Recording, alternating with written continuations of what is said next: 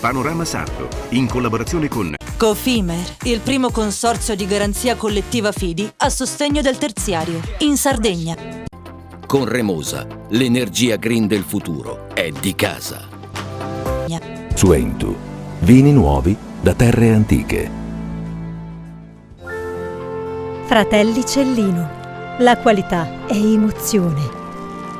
CNA, l'associazione degli artigiani e delle imprese italiane. Grafiche Ghiani, l'esperienza di una vita, l'innovazione più avanzata. SE Trand, settore ecologia, dal 1979 al servizio dell'ambiente in Sardegna.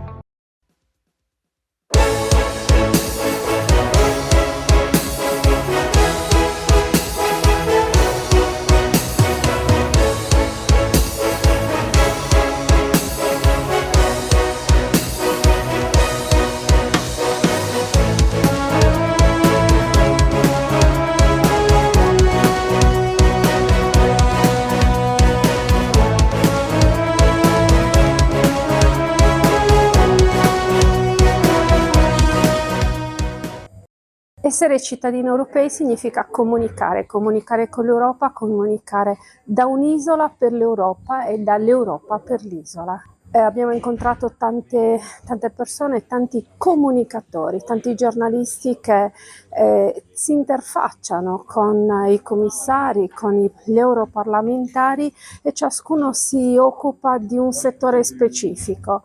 Li abbiamo incontrati, abbiamo parlato dei problemi della Sardegna e abbiamo posto loro delle domande. I giovani, l'Europa e un dialogo aperto anche con i media. Guardi, i giovani, io ho tanta attenzione ai giovani.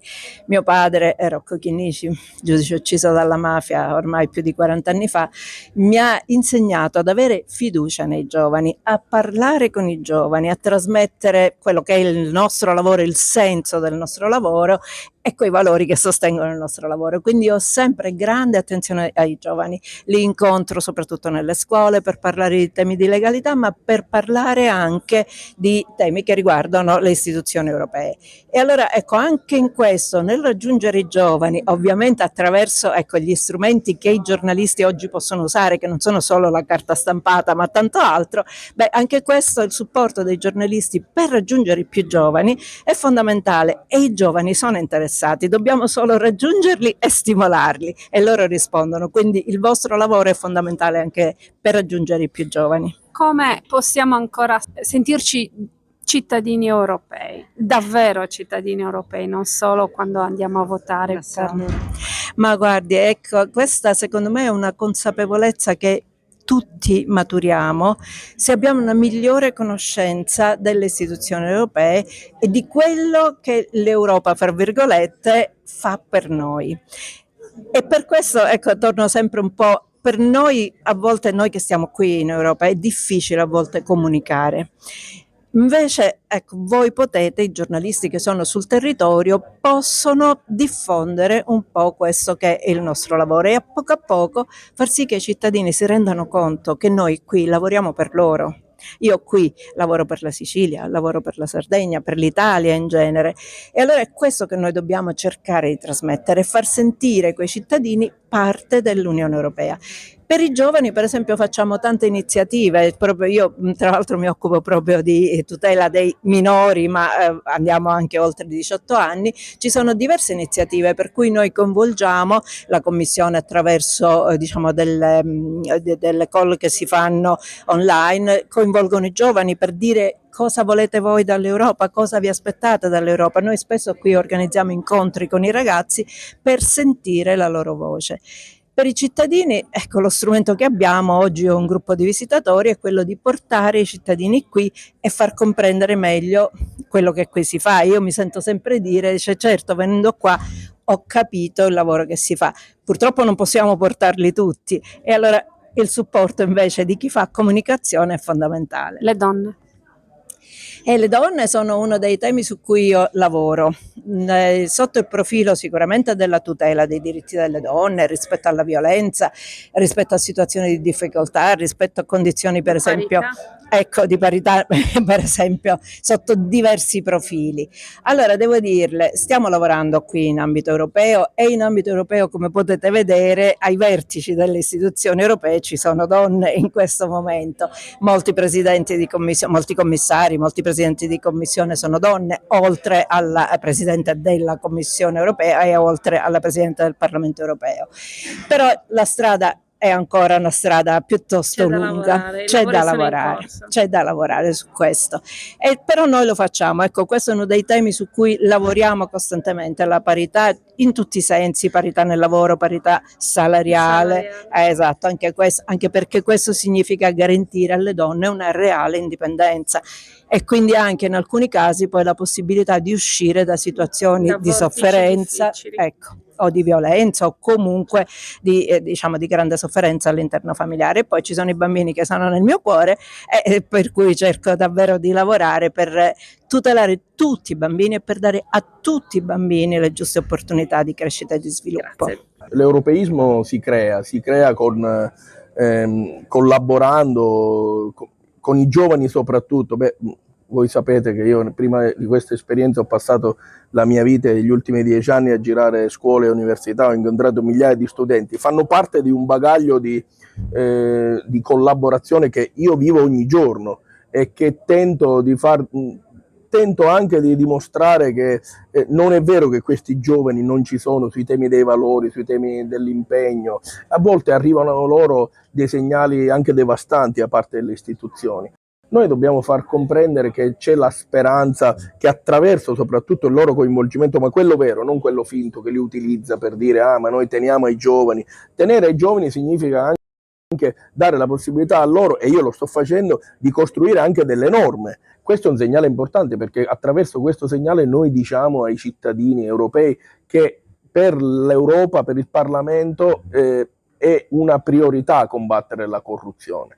E questo serve anche in un momento storico dove il nostro paese, l'Italia, è attraversato da scandali, da dimissioni di queste ore che andavano fatte molto tempo prima, proprio per dare il senso di cosa significa tenere alle istituzioni. E questo penso che da qui possa arrivare anche un segnale non solo all'Italia, un segnale a un'Europa che deve capire che quando si attiva il sistema corruttivo, quando si attiva, per esempio, quando in un paese manca una norma come l'abuso d'ufficio, così come noi avevamo e che purtroppo è stata cancellata dal ministro Nordio, si lascia un pezzo di paese nelle mani di coloro che pensano che solo perché stanno seduti in una poltrona e gestiscono un ufficio che possono abusare di tale potere e violentare la dignità dei cittadini.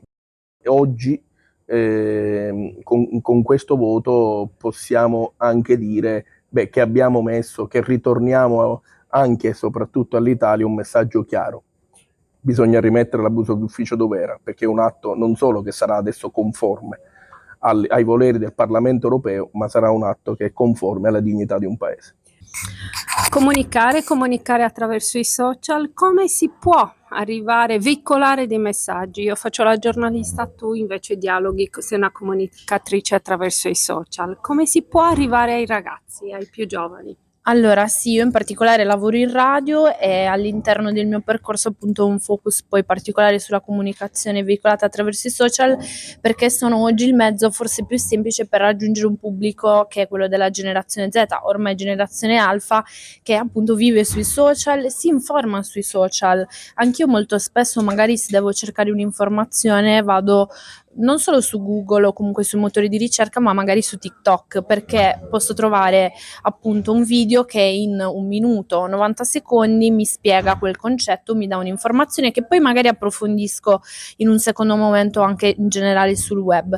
I social sono un mezzo molto diretto che è capace di appunto arrivare in maniera immediata al pubblico e quindi io credo che l'utilizzo dei social anche per parlare di quelli che sono i temi dell'Unione Europea, in questo caso Parlamento Europeo, è sicuramente una comunicazione efficace. Cofimer, consorzio di garanzia collettiva Fidi, dal 1977 a sostegno del terziario. Il partner migliore nella ricerca di finanziamento più adatto a voi e nella trattativa per ottenere un fido alle migliori condizioni. Cofimer, il primo consorzio di garanzia collettiva Fidi a sostegno del terziario, in Sardegna. Esiste una terra famosa per il suo grano, dove da generazioni si tramanda l'arte della macinazione, che una famiglia ha trasformato nel metodo Alma a doppia decorticazione. Alma, dal latino anima, perché macina solo l'anima del chicco, quella più pura, che dà alla pasta un colore brillante e un gusto intenso. Così nasce la nuova pasta Cellino. Fratelli Cellino, Mastri Mugnai, dal 1955. Remosa, in attività in Sardegna dal 1955. Oggi è leader nazionale nello sviluppo del progetto Idrogeno Verde. Con Remosa, l'energia green del futuro è di casa. Difficile rapporto con le banche? Conta su CNA. CNA, l'associazione degli artigiani e delle imprese italiane. Da oltre 50 anni, Publia Group è il punto di riferimento in Sardegna per la comunicazione pubblicitaria. Cartellonistica stradale, affissioni, insegne luminose, serigrafia. Trasformiamo ogni idea in una strategia efficace e visibile, con soluzioni su misura per le aziende. Dallo studio grafico interno alla realizzazione di campagne complete e materiali promozionali. Publia Group, il partner giusto per far crescere la tua impresa. Contattaci oggi e rendi il tuo brand visibile.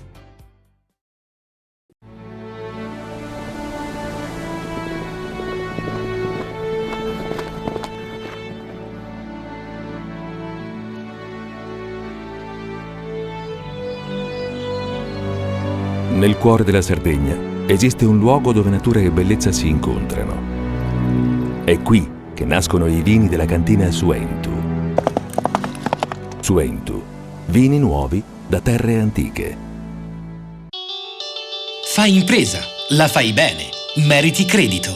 Le garanzie diventano importanti. Il fondo di garanzia agevola il tuo accesso al credito. Se una banca ti presta denaro, hai garanzia a prima richiesta. Se ottieni 100, la garanzia copre fino a 80. La maggior parte delle garanzie è gratis. Il dettaglio sul sito spheres.it. Siamo la più grande industria tipografica della Sardegna. Dall'81 stampiamo tutte le tirature, su tutti i supporti e con le tecnologie più avanzate del settore, garantendoti elevatissima qualità e la più totale dedizione e cura. Grafiche Ghiani, l'esperienza di una vita, l'innovazione più avanzata. Setrand, settore ecologia. Mettiamo a disposizione la nostra struttura organizzativa fornendo un valido supporto per la gestione dei rifiuti speciali pericolosi e non pericolosi. Grazie agli impianti innovativi ed al costante sviluppo tecnico recuperiamo oltre il 70% dei rifiuti da noi gestiti. Dal 1979 al servizio dell'ambiente in Sardegna. Panorama Sardo, in collaborazione con Cofimer, il primo consorzio di garanzia collettiva Fidi a sostegno del terziario. I fondi per le donne che entrano nel mondo dell'agricoltura, anzi ci sono sempre state in fondo, fondi che vengono dirottati, si è parlato a lungo oggi. Sì, in questa nuova configurazione del bilancio europeo c'è un grandissimo rischio, cioè quello di annacquare la strategia europea nazionalizzando le scelte non soltanto sull'agricoltura ma su tutti gli altri aspetti che hanno guidato fino ad oggi le strategie europee. Penso ai fondi di coesione per lo sviluppo di aree rurali, di piccole e medie imprese artigiane, eccetera. Abbiamo davvero di fronte a noi un grande cambiamento che ci mette in una situazione anche di svantaggio, perché unendo tutti questi fondi in un fondo unico con decisioni prese a livello nazionale senza indicazioni da parte dell'Europa delle priorità da perseguire, significa che piccoli agricoltori, piccole e medie imprese, lavoratori e anche le istituzioni locali, le piccole municipalità verranno messi uno in lotta contro l'altro per riuscire ad avere un pochino più fondi rispetto agli altri e perché appunto non viene garantita una separazione tra le parti e viene dato quindi mandato ai politici nazionali di scegliere a proprio piacimento chi avvantaggiare e chi no. Parliamo della fatidica PAC. Della fatidica politica agricola comune, che viene appunto messa nello stesso contenitore di tutti i fondi per la coesione, per lo sviluppo delle aree rurali, delle regioni, eccetera. E quindi questo è un problema importante da mettere sul tavolo. E poi questo significa che l'Europa non darà più l'obbligatorietà di una percentuale da destinare, per esempio, per il primo insediamento dei giovani. Già un primo insediamento molto difficile, perché obbliga comunque ad investimenti importanti, e se non hai le spalle coperte e non hai qualcuno che garantisce per te, accedere al credito è difficilissimo, e qui le giovani donne in particolar modo sono le più penalizzate. Arrivano anche con grandissimi ritardi, i fondi arrivano con la consolazione dell'investimento arriva con tanti anni di ritardo e spesso si rimane insomma a bocca asciutta, diciamocelo, è veramente molto difficile, scoraggiati, e si ritorna indietro sulle decisioni prese. Sì, questa è una responsabilità nazionale e regionale, perché sta appunto alle istituzioni locali gestire questo sistema di pagamenti, e quindi è molto importante che a livello nazionale si investa in un efficientamento del sistema, anche perché se io anticipo, mi prendo impegni con la banca, ma non ho poi dopodiché il ristoro di quello che io ho anticipato, è evidente che tra crisi climatica, crisi di mercati, guerre che aumentano il costo della gestione, della produzione del cibo, cioè io come agricoltore davvero sono in ginocchio, e lo dico per esperienza personale, perché io stessa ho dovuto rinunciare al primo insediamento perché non riuscivo a stare in piedi in un contesto estremamente competitivo come quello agricolo di oggi, e quindi è stato per me obbligatorio portare queste istanze adesso qua in Parlamento europeo. Questo è vero, ma il problema vero ora sulla PAC, sulla politica agricola comune, è che questa Commissione ha eliminato l'autonomia della PAC così come è stata negli ultimi 30 anni e ha voluto unirla nel cosiddetto fondo unico, il che produce una incapacità di progettare, una incapacità da parte dei produttori, ma anche da parte dei governi regionali del territorio di sapere quali sono le effettive risorse, e questo è gravissimo. Se a questo si aggiunge la riduzione di oltre 100 miliardi nei 5 anni in cui la PAC avrà vigore, è chiaro che vi è un attentato gravissimo all'autonomia dell'agricoltura, il che vuol dire non soltanto alla sopravvivenza delle imprese agricole, ma anche un contrasto vero alla sovranità alimentare. Io penso che uno Stato, una confederazione, una organizzazione che vada contro la sovranità alimentare non ha motivo di continuare a essere il punto di riferimento dei cittadini europei. La nostra Italia è, io in particolare la Sardegna, è fatta di piccolissime aziende, per lo più familiari. Questo è veramente una notizia non gradevole. Ma senza dubbio una notizia non gradevole, e le manifestazioni durissime che negli ultimi mesi, nell'ultimo anno vi è stato da parte delle associazioni degli agricoltori è la prova di questo sentimento che ormai ha invaso legittimamente le organizzazioni agricole. Noi siamo stati vicini a loro, io sono il coordinatore dei Patrioti in Commissione Agricoltura, sono stato presente a tutte le manifestazioni, devo dire che la solidarietà è venuta anche dagli altri gruppi politici. Mi auguro che nel momento in cui si dovranno prendere le decisioni, in cui si voterà in Parlamento, le dichiarazioni pubbliche che vengono fatte anche dagli altri esponenti politici si traducono in effettiva volontà nel voto che sarà dato in assemblea, in Parlamento, nelle commissioni. Noi ci siamo. Sono per lo più aziende familiari, cosa possiamo dire ai figli di queste famiglie? Ma noi dovremmo auspicare che i figli continuino il lavoro dei padri. Con questo andazzo è difficile che lo facciano, perché vedono già l'assoluta precarietà del lavoro dei loro genitori. Ecco perché siamo preoccupati, ecco perché ci opponiamo pesantemente a questa politica che non soltanto ha ridotto, come dicevo, di 100 miliardi gli stanziamenti. È vero che dicono che troveranno altri 50 miliardi, ma sono soltanto promesse, non vi è nessun atto legislativo che lo certifichi, ma poi quello che è grave è questa perdita di autonomia della politica agricola comune. Sfiducia al voto. In Sardegna siamo pochi e non avremo mai un rappresentante anche sardo. Il passato dimostra che non è così. In passato avete eletto anche rappresentanti, anche bravi ovviamente, deputati dalla Sardegna. Il problema della partecipazione al voto purtroppo non è un problema solo della Sardegna, è anche un problema della Sicilia, del Mezzogiorno in particolare, abbiamo esigenza di avvicinare le istituzioni europee ai territori, certamente è dovere anche dei parlamentari frequentare i territori. Per quanto mi riguarda lo faccio sempre molto volentieri, tutte le volte che ho la possibilità di partecipare a qualche evento in Sardegna. È una regione che amo molto, da cui sto anche imparando. Io credo che il tema non sia la sardità. Io penso che sia importante rappresentare la Sardegna in Europa. Noi abbiamo delle delegazioni che possono benissimo rappresentare la Sardegna, noi dobbiamo chiedere di essere rappresentati. L'abbiamo fatto per la continuità territoriale, negoziando direttamente con il commissario europeo. C'è la piena disponibilità del vicepresidente Fitto per esempio prendere in considerazione quella che è la proposta della Sardegna per il percorso insulare. Stanno modificando quella che è la politica per le isole e ha chiesto un contributo, e sono certissima, ho parlato con lui stamattina, sono certissima che lo prenderà in considerazione. Quindi io sono convinta che ovviamente bisognerà fare in modo di portare delle proposte, seguirle e avere anche la giusta forza e le giuste alleanze per poterle portare avanti.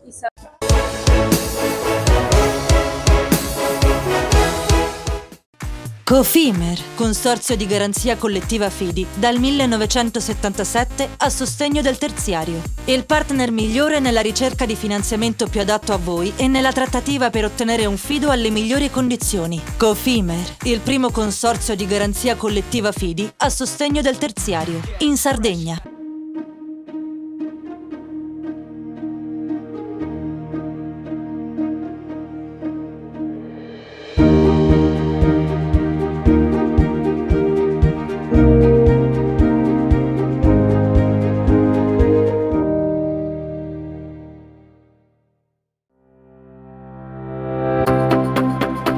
Remosa, in attività in Sardegna dal 1955.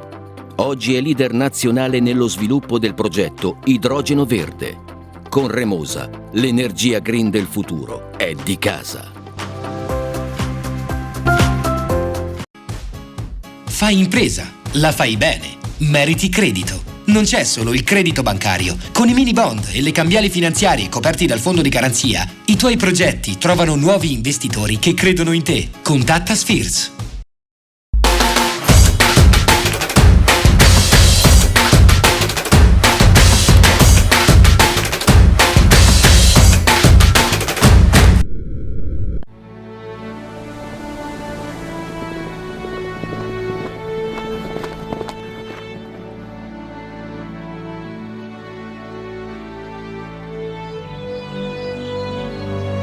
Nel cuore della Sardegna esiste un luogo dove natura e bellezza si incontrano. È qui che nascono i vini della cantina Suentu. Suentu, vini nuovi da terre antiche. Meno scartoffie e più efficienza?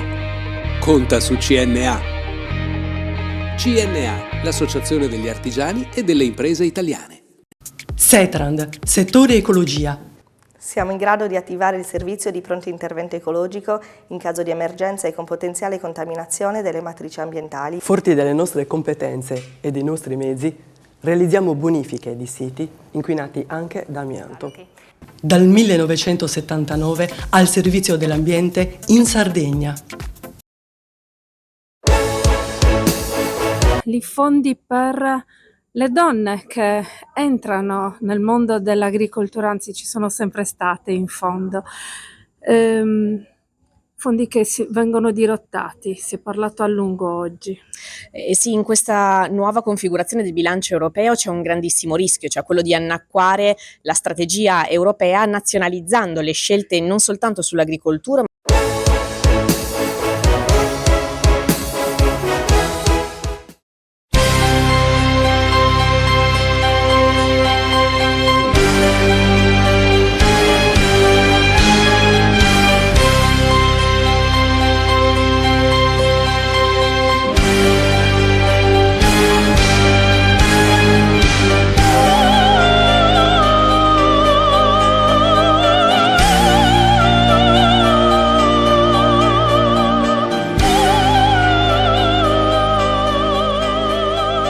11 agosto 1998. Il procuratore della Repubblica di Palermo, Giancarlo Caselli, e 4 sostituti interrogano da ore il giudice Luigi Lombardini.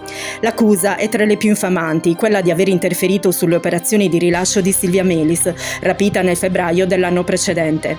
Il dubbio si cristallizza soprattutto in seguito alle dichiarazioni di Massimo Cellino, allora presidente del Cagliari, che rivela di essere stato messo in guardia da Lombardini su un imminente sequestro di matrice ogliastrina. Lombardini approfitta di una breve pausa e si toglie la vita con quella pistola che per 30 anni lo ha schermato durante le trattative con i latitanti.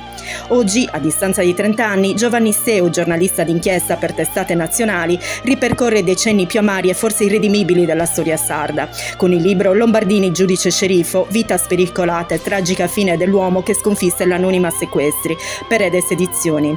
Presentato a Cagliari in una libreria de sì gremita all'inverosimile, da Andrea Frailis e Guido Garau. Se l'impianto biripartito del libro potrebbe suggerire un ammiccamento cerchio-bottista a sostenitori e detrattori di Lombardini, con lo scorrere delle pagine, al contrario, emerge l'umanizzazione di quel fulmen in clausula che fu Lombardini nella Sardegna dei sequestri, ma soprattutto rivela come le contingenze suggerirono altrettanta situazionalità anche ad altri protagonisti della scena sarda, a partire da Francesco Cossiga nel sequestro Shield, intervenuto su richiesta di Margaret Thatcher. Rimane certo che Lombardini definisse partita il campo da gioco facendo strame di ogni regola, fino all'ipotesi ancora non dimostrata di un mutuo soccorso di mediatori.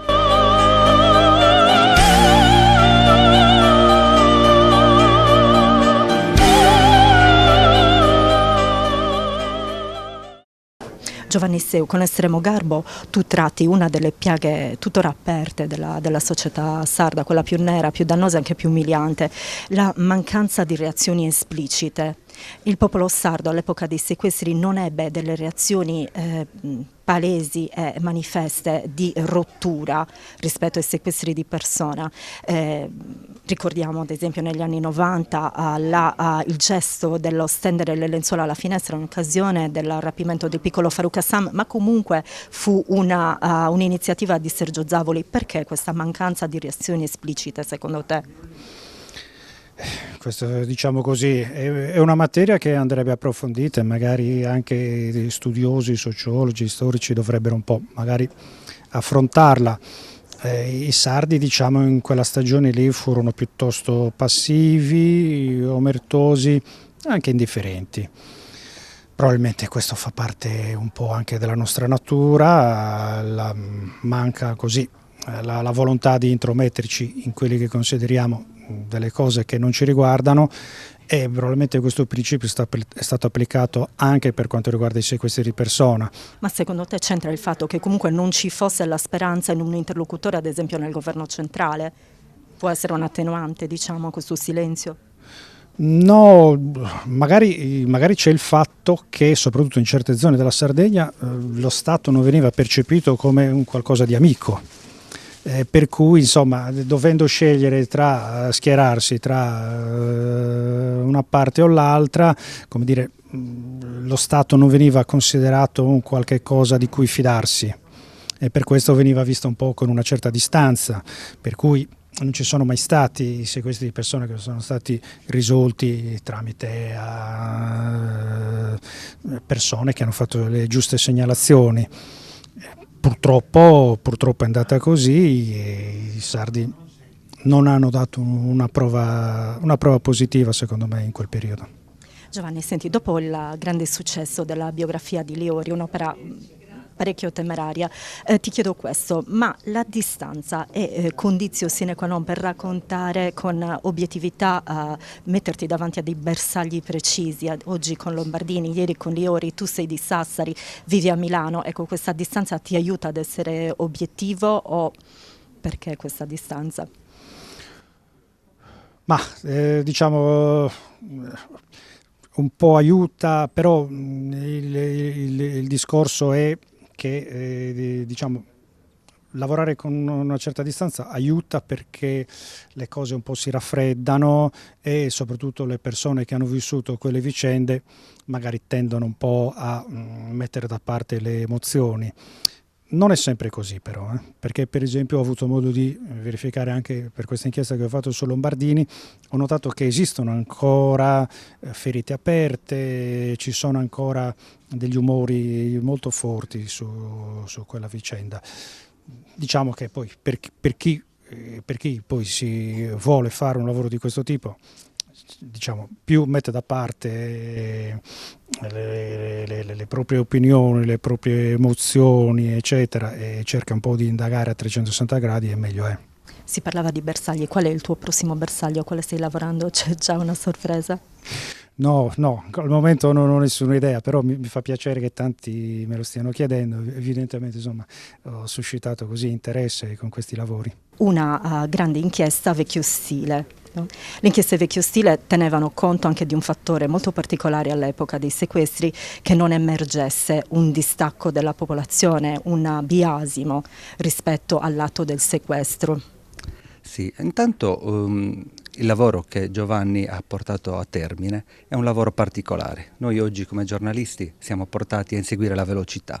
Siamo giornalisti nati non più sulla carta stampata ma su internet, e sappiamo che la velocità, quelle agenzie che ci sommergono, quasi come fossero delle slavine, in qualche modo ci impediscono di soffermarci sugli aspetti più importanti delle vicende, che sono quelli della ricostruzione. Lui è stato bravissimo in questo. È andato a cercare materiali d'archivio, non avendo vissuto direttamente quei giorni e quei fatti, è andato a recuperare i giornali, è andato a Milano, in una libreria di Milano, a cercare le fonti dirette, e ha costruito una vicenda sotto 1000 sfaccettature, sotto 1000 aspetti. C'è quello antropologico, c'è quello sociale, c'è un'indagine del personaggio come uomo e quella del magistrato. C'è anche una considerazione più generale della giustizia, che fa sì che noi possiamo fare anche un parallelo con i giorni nostri. C'è stato in questi giorni il referendum sulla giustizia, e in qualche modo quel libro si interroga anche su come la riforma, a partire dal codice Rocco, che stava alla base di quella forma della magistratura, poi si sia fatta la riforma Vassalli nel 1989, e infine oggi forse avremmo potuto o comunque pensato di fare un ulteriore passo avanti in questo. Non dico, questo lo possiamo togliere. Per quanto riguarda invece l'aspetto sociale, Giovanni sottolinea una cosa importante: dice, i sardi non si ribellarono a questo fatto, e questo indubbiamente è vero, l'abbiamo subito per molto tempo. Io però, ricordando questa analisi che fa, vorrei ricordare che nel 1985, durante il sequestro di persona di Tonino Caggiari, che avvenne a Oliena, la popolazione di Oliena si ribellò, e i fatti di Osposida che ne seguirono, con l'inseguimento dei banditi, a parte di tutta la popolazione che li inseguirono, arrivarono a far liberare l'ostaggio e arrivarono anche a far ammazzare i rapitori, dimostrano che in qualche modo c'era la volontà da parte di alcune fette della popolazione di reagire. Probabilmente non c'erano gli strumenti, e questo nonostante la Sardegna in quegli anni fosse militarizzata come mai nessun'altra regione d'Italia lo era stata. Erano gli anni 60 e Giacomo Feltrinelli immaginava una Cuba del Mediterraneo cooptando Graziano Mesina come un modello Fidel Castro. I due iniziò un'interlocuzione in realtà, però i due non si trovarono. Secondo te quali furono i momenti, il caso dell'incomprensione tra i due? Perché Mesina non accettò di essere Fidel Castro del Mediterraneo in sostanza?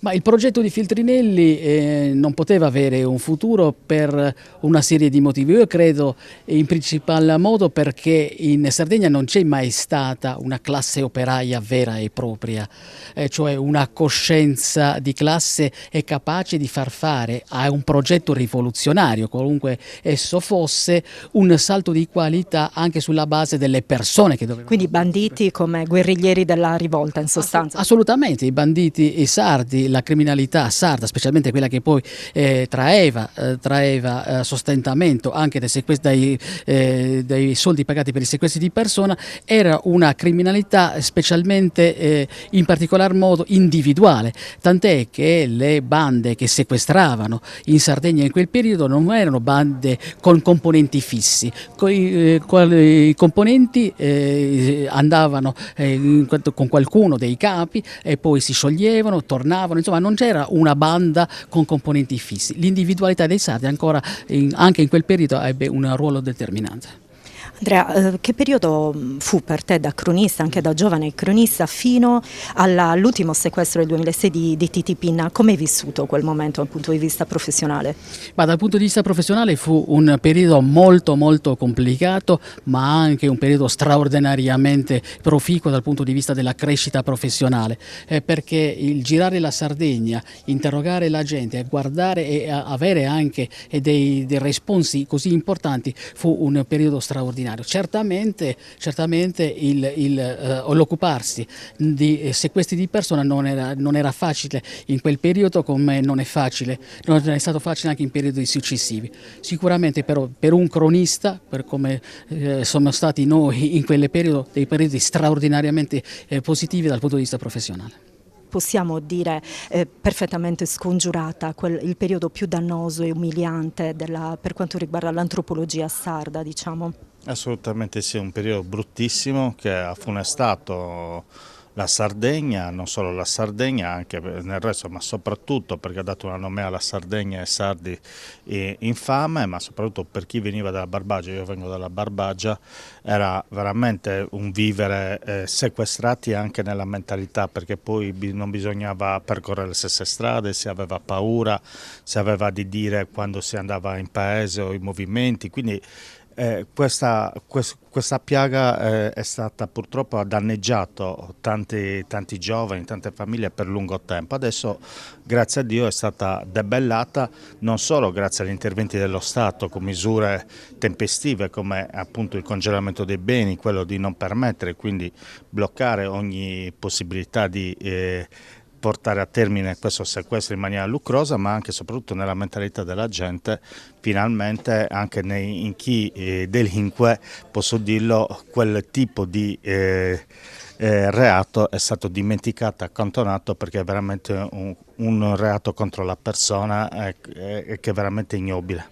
Oggi, Davide, le librerie assurgono a coagulante della popolazione più o meno il ruolo che un tempo aveva la messa. Adesso le persone si incontrano in libreria. Voi offrite dei grandi spunti, tra l'altro anche di riflessione. In base a cosa scegliete le persone a cui dar voce?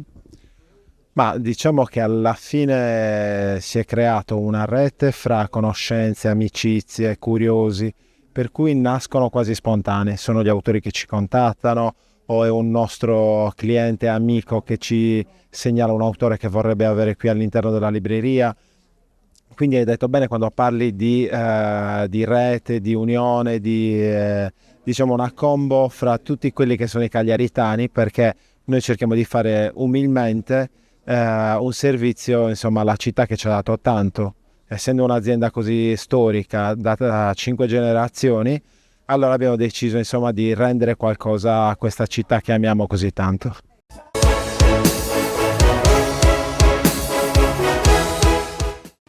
Cofimer, consorzio di garanzia collettiva Fidi, dal 1977 a sostegno del terziario. Il partner migliore nella ricerca di finanziamento più adatto a voi e nella trattativa per ottenere un fido alle migliori condizioni. Cofimer, il primo consorzio di garanzia collettiva Fidi a sostegno del terziario, in Sardegna.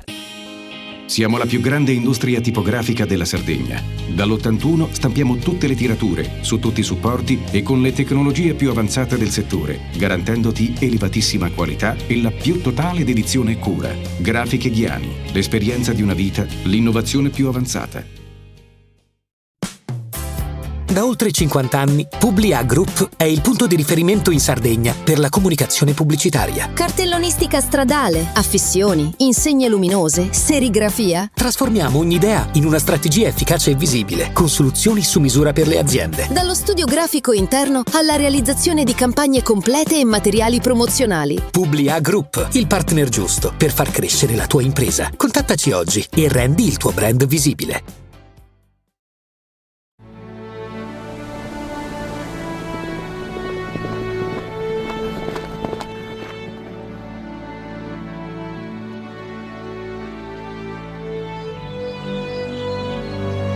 Nel cuore della Sardegna esiste un luogo dove natura e bellezza si incontrano. È qui che nascono i vini della cantina Suentu. Suentu, vini nuovi da terre antiche. Nessuno lotta per la tua impresa? conta su CNA. CNA, l'associazione degli artigiani e delle imprese italiane. Remosa, in attività in Sardegna dal 1955. Oggi è leader nazionale nello sviluppo del progetto Idrogeno Verde. Con Remosa, l'energia green del futuro è di casa. Fai impresa, la fai bene, meriti credito. Le garanzie diventano importanti. Il fondo di garanzia agevola il tuo accesso al credito. Se una banca ti presta denaro, hai garanzia a prima richiesta. Se ottieni 100, la garanzia copre fino a 80. La maggior parte delle garanzie è gratis. I dettagli sul sito sfirso.it. Fratelli Cellino, mettiamo la nostra qualità in buone mani. La farina per i professionisti. Nuovo mulino, nuove farine. Setrand, settore ecologia. Mettiamo a disposizione la nostra struttura organizzativa fornendo un valido supporto per la gestione dei rifiuti pericolosi e non pericolosi, in linea con la nostra certificazione EMA. Dal 1979 al servizio dell'ambiente in Sardegna.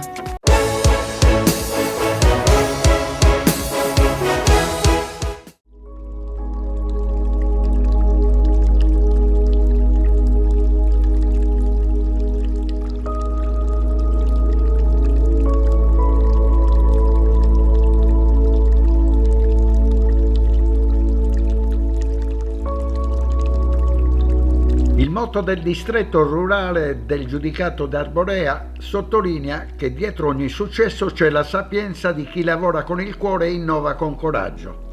Con il progetto A Colazione con il Distretto, che ha debuttato a maggio dello scorso anno a Santa Giusta, il distretto porta nelle scuole prodotti genuini e locali, soprattutto educazione. Come dire, non solo libri nelle scuole dell'Oristanese, dove vengono proposti i prodotti delle aziende del territorio, pane, latticini, dolci, succhi di frutta creati come vuole la tradizione, senza eccessi di zucchero, ma con solo ingredienti autentici. È ciò che prevede il progetto promosso dal distretto rurale del giudicato di Arborea in una giornata pre-pasquale presso il plesso scolastico di Ollastra, che nei prossimi mesi verrà ripetuto anche in altre scuole del territorio. Gli inviati di Panorama Sardo, Nanni Di Cesare e Mirko Cocco, sono andati a curiosare.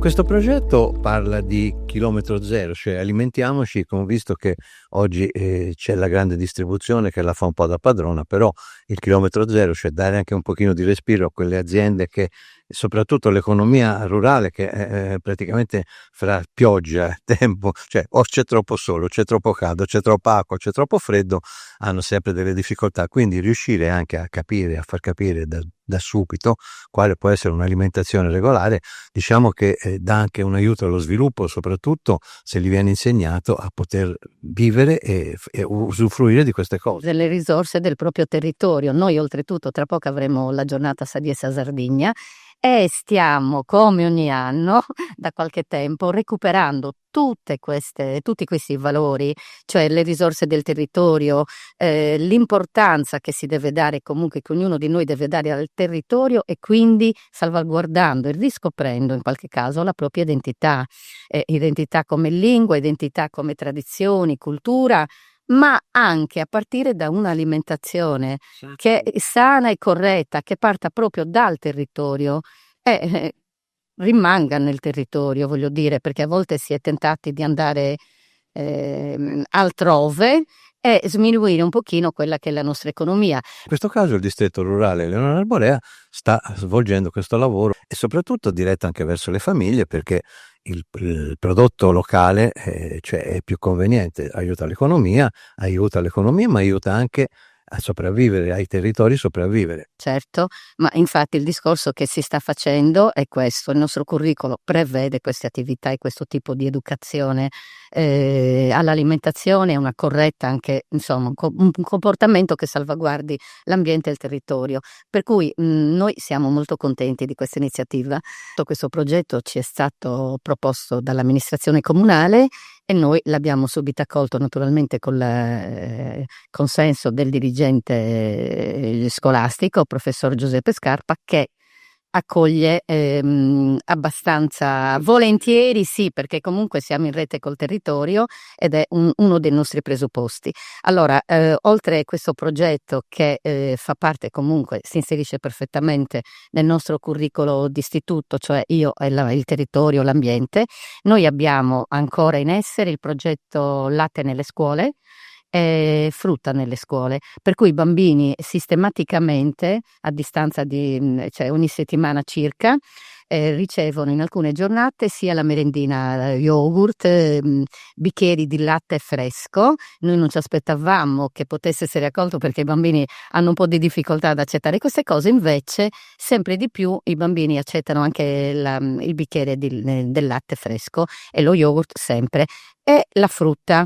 La frutta arrivano mele, arrivano anche dei succhi e diamo e loro mangiano, se non nel momento in cui viene data, magari dopo, perché ci sono diverse pause, quindi siamo molto contenti di aver accolto tutte queste iniziative perché arricchiscono molto la scuola. Oggi a Ollastra insegniamo ai nostri figli il mangiare genuino e questo il distretto rurale li produce. Abbiamo tanti produttori che hanno ottimi prodotti di grandissima qualità. E anche per la salute.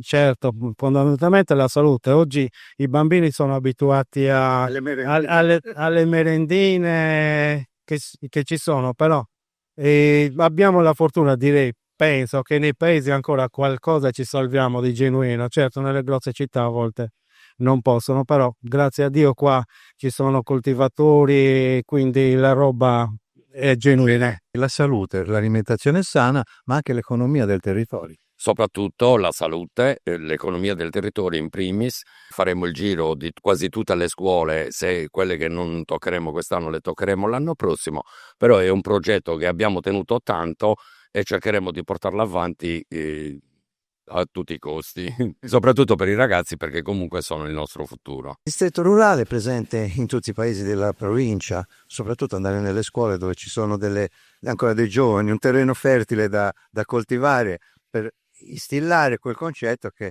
prodotti del territorio sono quelli da privilegiare. Assolutamente, noi investiamo sul futuro, come stiamo facendo con le aziende, anche con i nostri ragazzi, cercheremo di portare avanti le nostre politiche soprattutto per a parte la sensibilità verso l'ambiente e verso i prodotti sostenibili, ma i prodotti che le nostre aziende portano avanti nel territorio e oggi vediamo anche, faremo assaggiare ai ragazzi dei prodotti a chilometro zero e cercheremo di, non dico inculcarli, ma di sensibilizzarli verso un consumo accettabile e prospero del nostro territorio. Abbiamo già programmato altri 3 incontri, l'anno scorso abbiamo fatto altri 2 e devo dire che sono degli incontri che riescono sempre molto bene perché i bambini apprezzano, sono curiosi e quindi l'importante è portarli sempre sulla curiosità. Questa della curiosità è una cosa che abbiamo visto anche nella mensa scolastica in generale, in quanto il cibo va proposto con colori e forme diverse che danno occhio e quindi danno attenzione al bambino. E in questo modo il bambino è più partecipe al consumo anche di cibo, quale può essere i legumi.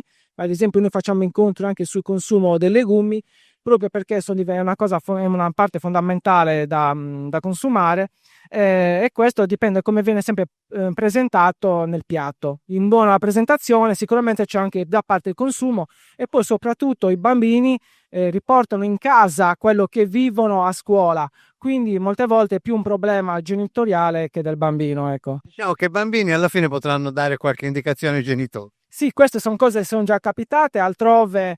In altre mense, ad esempio, è capitato che gli stessi bambini hanno detto ai genitori mangio meglio a scuola che a casa, però anche i genitori magari hanno poco tempo. Bisogna rivalutare insomma cosa mangiare, soprattutto mangiare locale, perché oltre a mangiare, come abbiamo detto, un cibo più sostenibile in senso generale, diamo maggior attenzione alla produzione locale, quindi maggior economicità, maggior valore all'interno della catena proprio di produzione di quel prodotto. Noi come agenzia promuoviamo questo punto di produzione locali attraverso incontri con i gestori mensa, con le amministrazioni comunali, in cui promuoviamo un capitolato speciale d'appalto sulla ristorazione con dei criteri premianti sul consumo del chilometro zero e della filiera corta. Oggi ho visto che alla fine sono appassionati, hanno seguito, hanno letto le etichette. Diciamo che è un'iniziativa valida. Sì, come agenzia noi promuoviamo molto questo tipo di approccio verso proprio i piccoli consumatori, perché sono quelli che un domani consumeranno il cibo locale. Abbiamo notato che c'è una perdita del gusto da parte dei bambini, quindi magari non qua all'Astra, dove vedo che ancora per fortuna si portano i piccoli centri portano ancora la colazione da casa col panino, però il consumo eccessivo di prodotti confezionati ovviamente non fa bene al corpo, non è sano e soprattutto non valorizza le produzioni locali, che come agenzia Laore e distretto rurale andiamo verso quell'obiettivo, consumare proprio il locale, cibo di qualità, più sostenibile, che non percorre chilometri e sicuramente anche di buon gusto e soprattutto dà un maggior valore all'azienda agricola, che non passa più per la grande distribuzione, ma passa direttamente dal produttore al gestore della mensa scolastica o comunque al consumatore vero e proprio, che in questo caso è il bambino.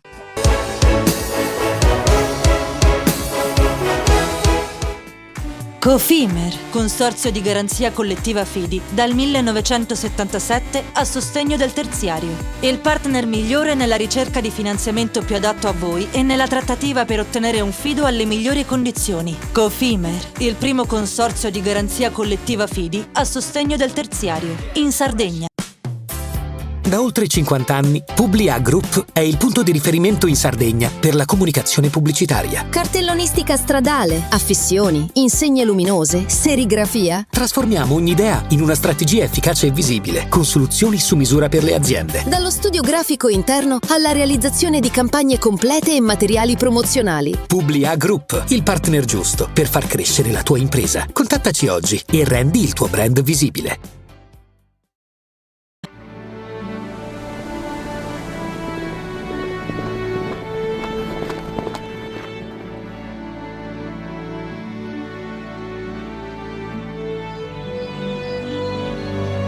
Nel cuore della Sardegna esiste un luogo dove natura e bellezza si incontrano. È qui che nascono i vini della cantina Suentu.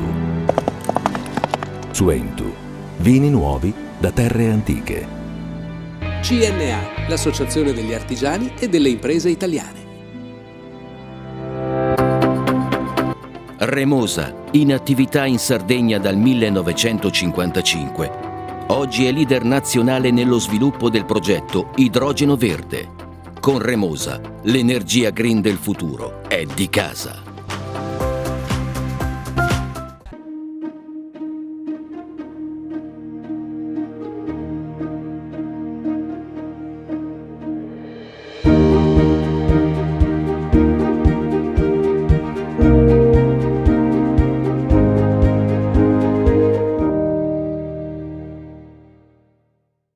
Fai impresa, la fai bene, meriti credito. Le garanzie diventano importanti. Il fondo di garanzia agevola il tuo accesso al credito. Se una banca ti presta denaro, hai garanzia a prima richiesta. Se ottieni 100, la garanzia copre fino a 80. La maggior parte delle garanzie è gratis. I dettagli sul sito sfirso.it. Scopri le fette biscottate speciali Cellino. Latte miele, ciocco-fette e fette di bosco. Tutte senza lattosio e in comode monoporzioni da 4 fette. Per una fetta sempre biscottata.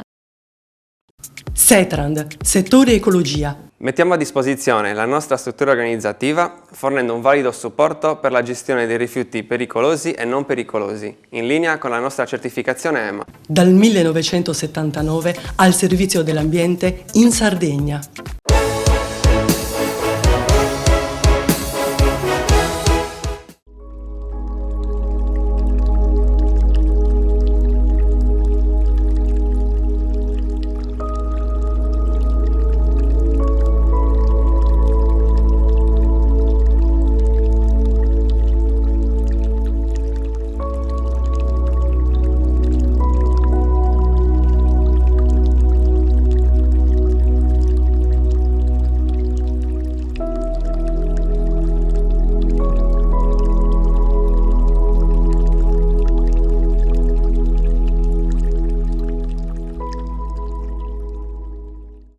Buonasera Valerio, la tecnologia, l'innovazione sanitaria più avanzata per aiutare chi deve affrontare malattie terribili come i tumori. È questo il senso dei visori ottici destinati ai pazienti oncologici che affrontano chemioterapia, radarterapia e altre terapie particolarmente impattanti.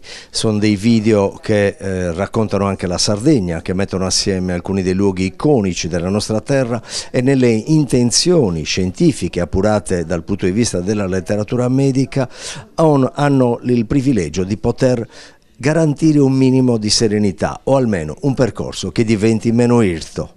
Questo è proprio il nostro obiettivo in questo progetto, il benessere del paziente durante il percorso di cure. Il paziente utilizzando questi visori o a letto oppure durante la chemioterapia avrà la possibilità di immergersi in 12 filmati, uno più bello dell'altro, realizzati all'interno della Sardegna, quindi tra spiagge, c'è una foresta, ci sono dei prati. E potrà, secondo me, anche vedere cosa lo aspetta fuori. Questo forse lo motiva anche a guarire prima.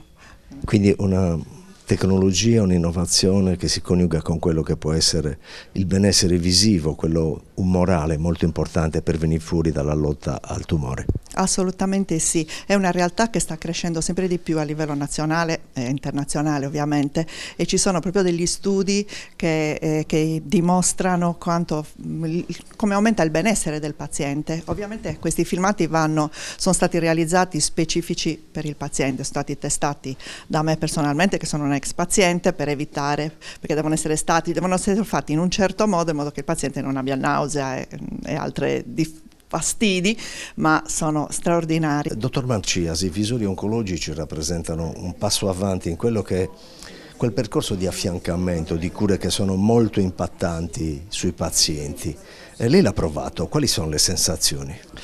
È veramente entusiasmante e coinvolgente dal punto di vista emozionale, perché ti sembra davvero di calarti realmente in quella realtà che vedi nel visore, quindi dimentichi e ti allontani da quel momento di difficoltà anche psicologica che uno affronta quando si tratta di affrontare la malattia oncologica. Rappresenta un momento di distrazione e di soddisfazione dal punto di vista emozionale. Quali sono stati i luoghi? Sono 12 i video che riprendono alcune delle località più iconiche della nostra regione. Lei quali ha visto?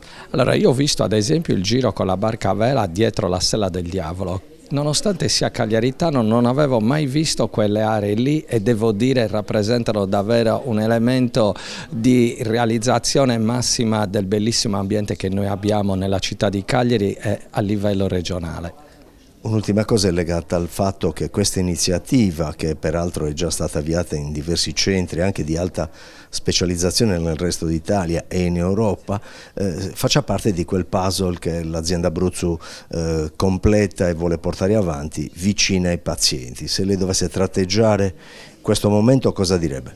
Direi che è un momento strategico, il percorso di umanizzazione delle cure in un'azienda in cui vi è l'oncologia, vi è la pediatria come asset strategici, la componente umanizzazione delle cure che passa anche attraverso queste iniziative è un momento fondamentale per far crescere l'azienda e per far sì che i pazienti sentano l'azienda come propria. Credo che le nuove tecnologie aiutino tanto, intanto è un ambito nuovo che affascina sicuramente, affascina i giovani, affascina gli adulti che magari sono un po' meno abituati, ma le applicazioni dal punto di vista medico possono essere tante, che vanno sia dal punto di vista dello svago, quindi la distrazione durante per esempio attese lunghe o durante terapie impattanti dal punto di vista anche psicologico, oppure su determinati sintomi. Dimostrato in oncologia sono stati utilizzati visori con la realtà virtuale, con paesaggi, con scenari immersivi che distraggono i pazienti durante la terapia e quindi in qualche modo abbreviano il tempo, la sensazione della lunghezza del trattamento e poi uno svago, immergono in uno spazio piacevole e hanno un effetto anche antidepressivo e contro anche la stessa nausea, per cui è sicuramente un ausilio molto, molto interessante. Poi dobbiamo Dobbiamo anche considerare che ci sono anche altri ambiti nei quali possono essere utilizzati. Sicuramente uno appunto che abbiamo pensato di usare quello durante alcune terapie, alcuni trattamenti invasivi, ad esempio uno verrà regalato alla oncoematologia pediatrica e quindi lo potranno usare i ragazzi, oppure durante trattamenti tipo le biopsie osteomidollari, in qualche modo aiutano a percepire meno la sensazione di dolore dell'intervento. L'hospice di Via Jenner riceverà uno di questi visori che ovviamente sono dedicati a persone che combattono malattie terribili come il cancro. Che tipo di valutazione? Cosa sta succedendo? È un ottimo atto di attenzione, solidarietà, di accompagnamento? Assolutamente sì, come molti sanno, all'hospice ci occupiamo sicuramente di cure farmacologiche, ma anche e soprattutto di cure non farmacologiche, e quindi poter offrire momenti di sollievo e di distrazione ha sicuramente un valore concreto. Qual è l'apporto che lei immagina nei suoi pazienti? Allora, non sarà uno strumento per tutti, ma per i pazienti che lo potranno utilizzare offrirà appunto momenti di sollievo dal disagio che i nostri pazienti trascorrono. La malattia resta, quindi non è un'evasione dalla realtà, la malattia resta, ma il momento di sollievo ci sarà nonostante la malattia.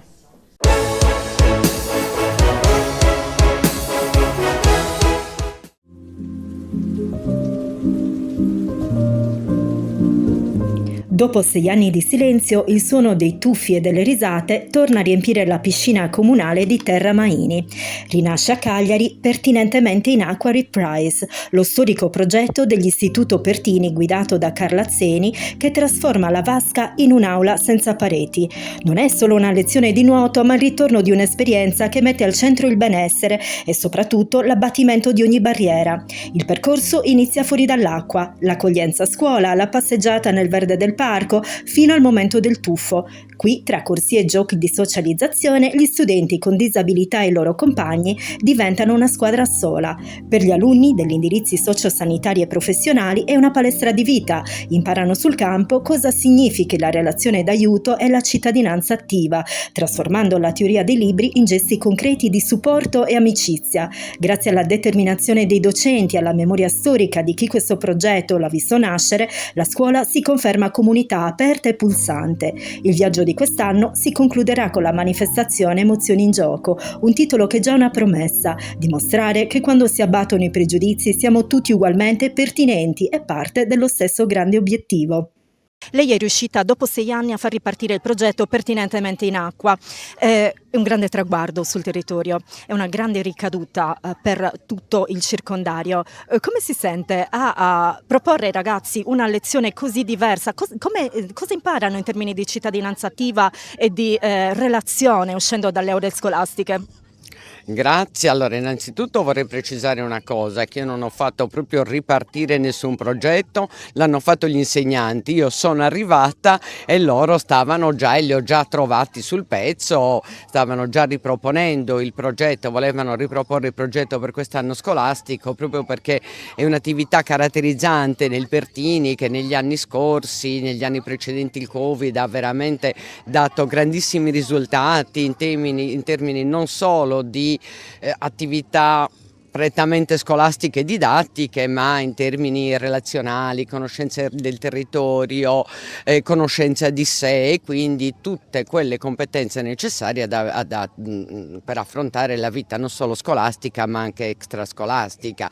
Ed è proprio il valore aggiunto di poter fare delle attività didattiche, chiamiamole comunque didattiche, in luoghi non convenzionali e in gruppi non convenzionali, perché qui noi non abbiamo le classi, qui abbiamo gruppi di alunni, è coinvolta tutta la scuola, ma l'attività settimanale la fanno dei gruppi di alunni, quindi c'è la possibilità di scambio, di interazione, di conoscenza, esplorazione del territorio e ovviamente lo sviluppo di competenze trasversali, spesso e volentieri anche inaspettate. Come mai l'effetto acquatico è così più coinvolgente di una normale lezione frontale per i ragazzi? Allora, il progetto Pertinentemente in Acqua trasforma la piscina in un'aula speciale dove l'inclusione la fa da padrone, l'acqua abbatte le barriere e quindi escono fuori sia le autonomie sia le potenzialità dei ragazzi, nuotano insieme sia i ragazzi con disabilità che i loro compagni e quindi il progetto è soprattutto l'inclusione perché nascono delle relazioni veramente importanti. Quindi non si impara solo a nuotare ma a relazionarsi in modo efficace, quindi attraverso l'apprendimento esperienziale le ragazze fanno delle esperienze che poi si portano a casa insieme a tutte le emozioni. Voi siete le tutor dei vostri compagni, accompagnate i ragazzi a fare lezione in acqua. Giada, cosa ti porti a casa di questa esperienza? Allora, sicuramente mi porta un'esperienza bellissima a casa, mi ha arricchita sia dal punto di vista emotivo ma anche a livello personale. Ho avuto l'opportunità di entrare in acqua insieme al mio compagno con disabilità e ho visto le autonomie che hanno e in genere in classe non si vedono.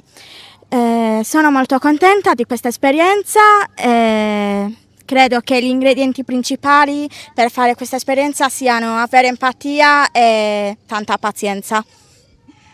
Noemi, Giada parlava di emozioni. Qual è l'emozione più grande che ti coinvolge? Cosa ti ha spinto? Qual è l'emozione che ti ha spinto a questo progetto? Sicuramente tanta felicità e tanto orgoglio nel vederli comunque fuori dall'ambiente scolastico, perché comunque a scuola li vediamo in un modo solo istruttivo, mentre qua li abbiamo proprio visti divertiti, felici, contenti, liberi, e quindi è un'esperienza che porteremo sempre nel cuore sicuramente. Marcello, ma sono brave queste compagne? No, mamma. Siamo brave. E ti diverti quando vai in piscina con loro? No, ma. E non vedi l'ora di tornare o è noioso? No. Vuoi andare in piscina la prossima volta? No. Quanto è stato difficile lottare e qual è il segreto della grande riuscita di questo progetto? Beh, il progetto Pertinentemente in Acqua ha rappresentato per anni un progetto importantissimo per la nostra scuola, è stato curato e coordinato dal professor Massimo Pisano fino al 2020, anno in cui purtroppo le attività si sono dovute interrompere. Martedì in questi mesi abbiamo cercato con impegno e convinzione di poterlo far ripartire. Devo dire che questo è stato possibile grazie all'aiuto e alla generosità di professor Pisano, che ci ha aiutato e ha condiviso con noi la sua esperienza, e all'associazione Mille Sport, che ha creduto insieme a noi in questo progetto, che appunto porta allo sport, in particolare l'attività acquatica, non solo come attività motoria ma come attività relazionale, in cui gli studenti si possono mettere in gioco e imparare a relazionarsi e portano se stessi in questo progetto, e quindi credo che il cuore, il segreto del progetto sia proprio questo. Come riesci ad adattare le attività ai ragazzi, farli sentire protagonisti a prescindere dalle loro abilità? Allora, le attività per i ragazzi non vengono adattate, nel senso che ognuno poi fa la stessa cosa nello stesso modo, ma si parte comunque sulla base delle abilità dei ragazzi e dei propri tempi, perché lo stesso esercizio e lo stesso obiettivo può essere raggiunto in tantissimi modi. Pensiamo ad esempio imparare a fare le bolle può essere raggiunto sia come obiettivo facendo le bolle, sia soffiando le palline, sia lavorando sulla respirazione della bracciata, quindi dipende proprio dalle abilità di ciascun ragazzo e dai tempi che mostra nell'apprendimento. Inoltre in acqua questo è facilitato perché non c'è gravità, quindi il corpo è più libero di esprimersi sia a livello proprio fisico, non ci sono barriere, che a livello relazionale con i propri compagni è più facile anche il contatto. Quali sono i benefici immediati appunto che si riscontrano proprio appena i ragazzi toccano l'acqua? Beh, appena i ragazzi toccano l'acqua diciamo che c'è sicuramente poi un beneficio anche solo di libertà, se pensiamo rispetto magari alla barriera fisica proprio dell'aula scolastica, quindi è già proprio un ambiente in cui si possono muovere, e poi sicuramente c'è tutta quella parte di esperienza che solitamente all'interno di una scuola non si riesce a vivere anche con i propri compagni, nello spogliatoio, riuscire a muoversi da soli, poter scegliere anche che giochi fare alla fine della lezione, quindi sicuramente è un ambiente molto facilitante di apprendimento.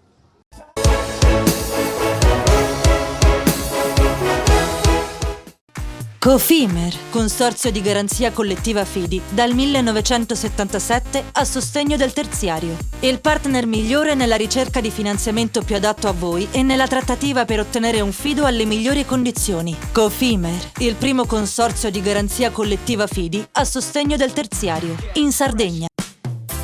Da oltre 50 anni, Publia Group è il punto di riferimento in Sardegna per la comunicazione pubblicitaria. Cartellonistica stradale, affissioni, insegne luminose, serigrafia. Trasformiamo ogni idea in una strategia efficace e visibile, con soluzioni su misura per le aziende. Dallo studio grafico interno alla realizzazione di campagne complete e materiali promozionali. Publia Group, il partner giusto per far crescere la tua impresa. Contattaci oggi e rendi il tuo brand visibile.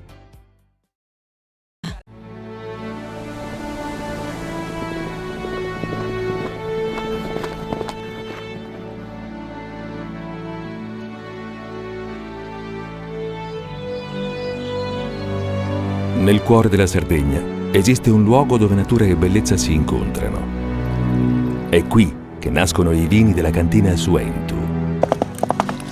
Suentu, vini nuovi da terre antiche. Meno scartoffie e più efficienza? Conta su CNA. CNA, l'associazione degli artigiani e delle imprese italiane. Fai impresa, la fai bene, meriti credito. Le garanzie diventano importanti. Il fondo di garanzia agevola il tuo accesso al credito. Se una banca ti presta denaro, hai garanzia a prima richiesta. Se ottieni 100, la garanzia copre fino a 80. La maggior parte delle garanzie è gratis. Il dettaglio sul sito spheres.it. Remosa, in attività in Sardegna dal 1955. Oggi è leader nazionale nello sviluppo del progetto Idrogeno Verde. Con Remosa, l'energia green del futuro è di casa. Tutto inizia da un amore. Le farine, i mangimi, la pasta, le fette biscottate, la distribuzione e l'ospitalità. Dal 1953, Gruppo Cellino. Non c'è limite ai sogni. Siamo la più grande industria tipografica della Sardegna. Dall'81 stampiamo tutte le tirature, su tutti i supporti e con le tecnologie più avanzate del settore, garantendoti elevatissima qualità e la più totale dedizione e cura. Grafiche Ghiani, l'esperienza di una vita, l'innovazione più avanzata. Setrand, settore ecologia. Forti delle nostre competenze e dei nostri mezzi, realizziamo bonifiche di siti inquinati anche da amianto. Mettiamo a disposizione la nostra struttura organizzativa fornendo un valido supporto per la gestione dei rifiuti pericolosi e non pericolosi, in linea con la nostra certificazione EMA. Dal 1979 al servizio dell'ambiente in Sardegna.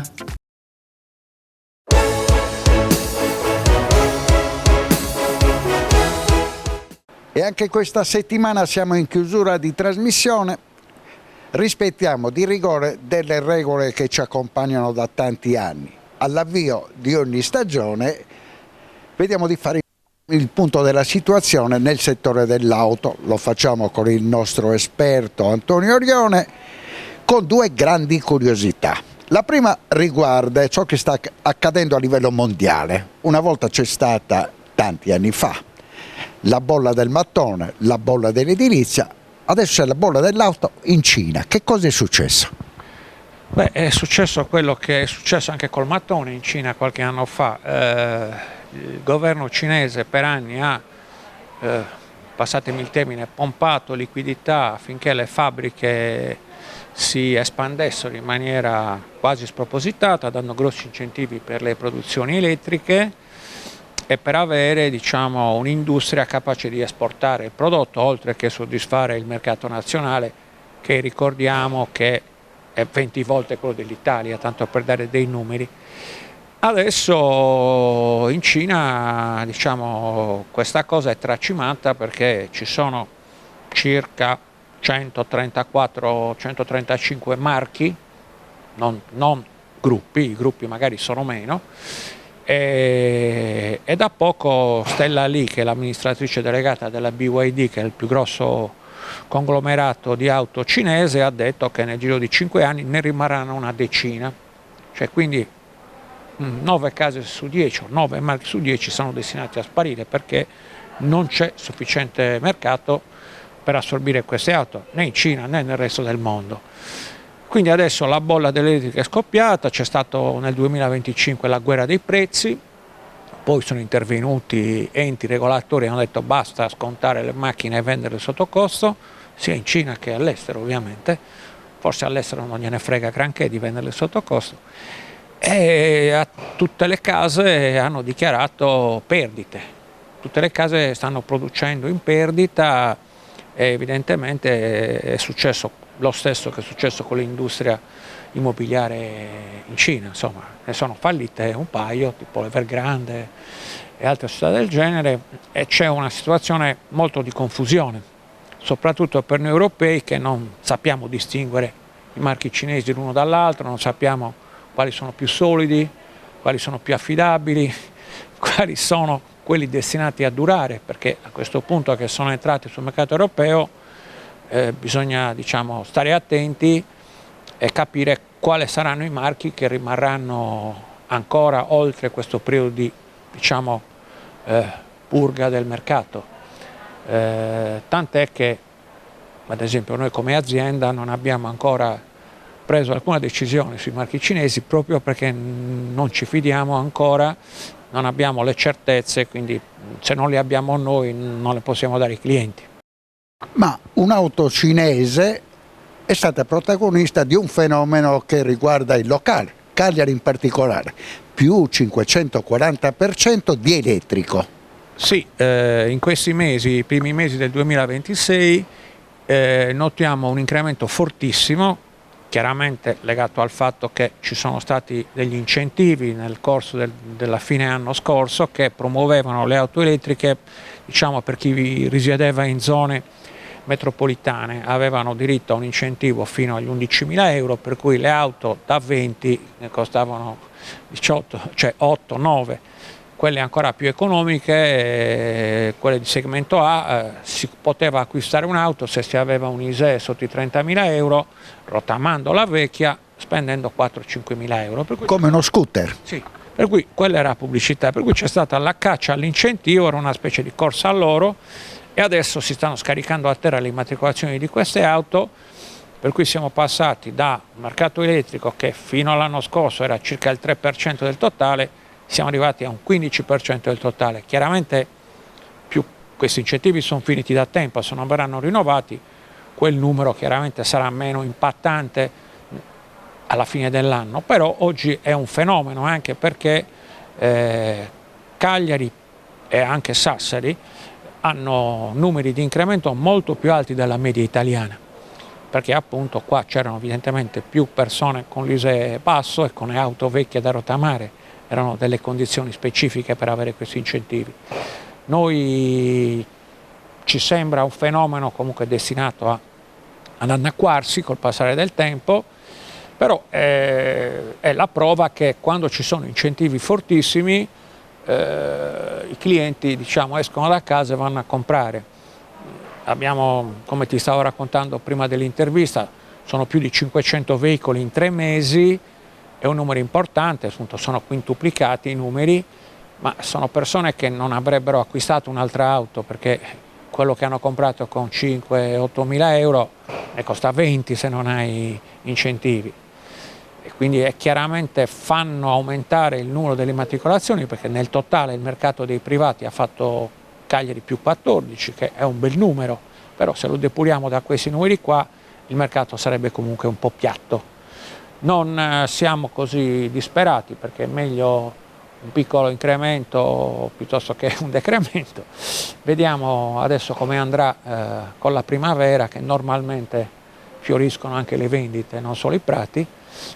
Se la gente non si fa spaventare da quelli che sono guerre, tumulti e aumenti dei prezzi, l'aumento dei prezzi del petrolio potrebbe spingere i clienti a cambiarsi la macchina perché le nuove consumano meno delle vecchie, però c'è il rischio anche che aumentino anche i nostri prezzi se queste guerre perdurano, come è successo per Covid, per invasione dell'Ucraina, i prezzi piano piano aumenteranno, quindi forse abbiamo avuto un buon marzo come acquisizioni, forse i clienti stanno comprando ora per non rischiare di pagare di più fra qualche mese, questo non lo sappiamo ancora.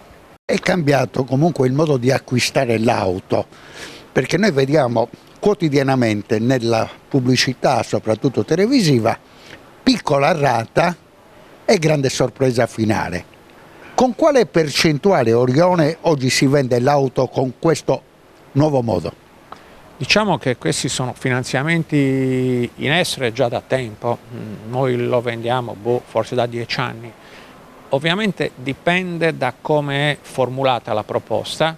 Teniamo presente che la comunicazione pubblicitaria spesso è un po', diciamo, da interpretare, non vorrei usare termini troppo diffamanti, per cui spesso si cerca di attrarre il cliente verso l'acquisto, alcune case diciamo che esagerano un po' nella proposta, poi in realtà non è la formula migliore.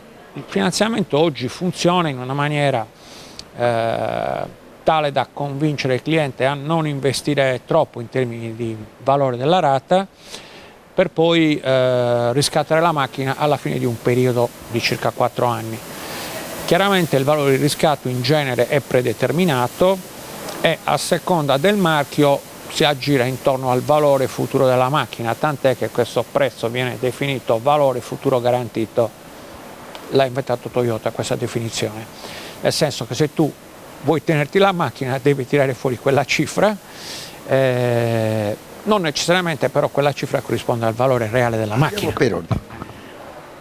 La prima domanda è questa, l'avevo già fatta prima. Qual è la percentuale di vendita con questa metodologia? Ma mediamente il 60% dei clienti che acquista l'auto, 60-70% l'acquista a rate.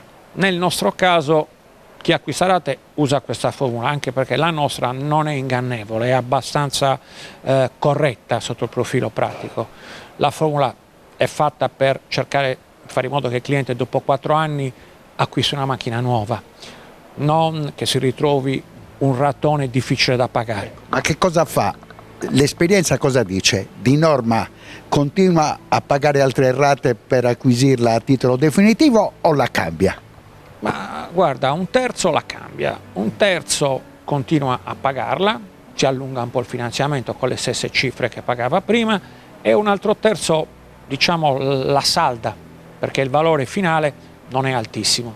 Chi ha intenzione di cambiarla perché magari fa un po' più di chilometri o comunque è uscito il modello nuovo o sono cambiate le esigenze, la sostituisce, di fatto ci restituisce l'altra e riparte con un finanziamento sulla nuova, perché nel caso della formula di Toyota il valore dell'auto è sempre più alto di quello che un cliente deve tirare fuori per chiudere, per cui ci lascia la macchina, gli rimane un differenziale di qualche migliaio di euro che fa da conto e riparte, diciamo, senza grossi tentennamenti. Le pubblicità a cui tu ti riferisci, quelle da 99 euro per intenderci, anche 79, sono un po', diciamo, ingannevoli. È già successo anni fa, si cerca di attirare il cliente con una rata bassa, però se una macchina costa 20.000 euro non è che tirando fuori 2.000 euro all'anno la paghi in 4 anni, no? Non paghi neanche la svalutazione della macchina con un 79 o 99, quindi è chiaro che stai procrastinando il problema, oggi paghi poco, fra 4 anni devi tirare fuori una cifra molto elevata, su cui nel frattempo hai pagato gli interessi e soprattutto se non dai acconto è chiaro che stai rimandando il problema. Quando si acquista un'auto a rate, qualunque cosa a rate, anche la casa, se non dai acconto ti sembra, diciamo, di aver fatto un affare, fra virgolette, però è impegnativo. Quindi anche questo genere di soluzioni finanziarie vanno misurate, vanno soppesate e se non hai acconto non puoi avere anche la rata bassa. Diciamo che senza acconto rata bassa sono botte piene e moglie ubriaca, non fa. Chiusura, noi ci rivedremo a giugno con l'avvio della stagione estiva. Quali sono le previsioni per questi 3 mesi? Ma come stavo dicendo, secondo me il mercato non sta esplodendo, però sta tenendo, anche perché ormai è anni che abbiamo raggiunto un fondo, nel senso che più in basso di così è difficile andare. I clienti magari non hanno tanta capacità di spesa, però le auto nel tempo si usurano, per cui è un mercato di pura sostituzione. Non è che arrivano i clienti come negli anni 90, voglio cambiare la macchina e te ne portano una che è più nuova di quella che gli stai vendendo. Si cambiano le auto, quindi un flusso di mercato c'è sempre. Chi ha modelli nuovi, chi ha modelli aggiornati, chi ha modelli con i motori adeguati, come noi ed altre case, stanno mantenendo il mercato e stiamo abbastanza tranquilli.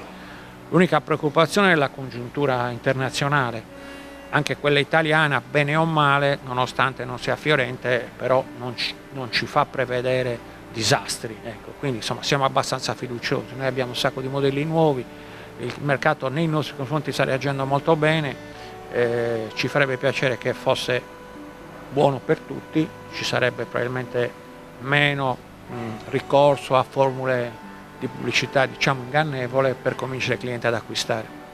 Ultimissima cosa, ovviamente l'usato come sta andando? L'usato va sempre bene perché appunto quando diminuiscono i soldi a fine mese l'usato è un impegno inferiore dal punto di vista sia del costo d'acquisto sia del costo di finanziamento, è un mercato in crescita. Ricordiamoci sempre che in Italia ogni macchina nuova che si immatricola se ne vendono 3 usate, quindi l'usato è il mercato che vale il triplo, poi i valori sono inferiori, la metà di questo mercato è fra privati o commercianti, però per noi che abbiamo un sistema di acquisto dell'usato simile a quello del nuovo, con gli stessi finanziamenti, con gli stessi livelli della garanzia, possiamo sorridere.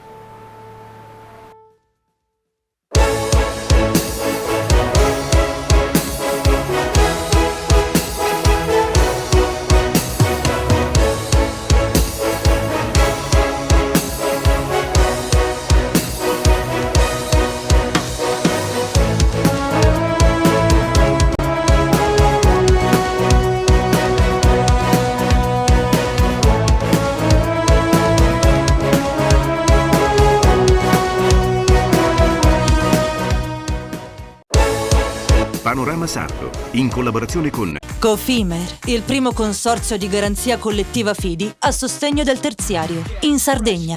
Suentu, vini nuovi da terre antiche. Fratelli Cellino, la qualità è emozione. Con Remosa, l'energia green del futuro è di casa. Grafiche Ghiani, l'esperienza di una vita, l'innovazione più avanzata. CNA, l'associazione degli artigiani e delle imprese italiane. SE Trand, settore ecologia, dal 1979 al servizio dell'ambiente in Sardegna.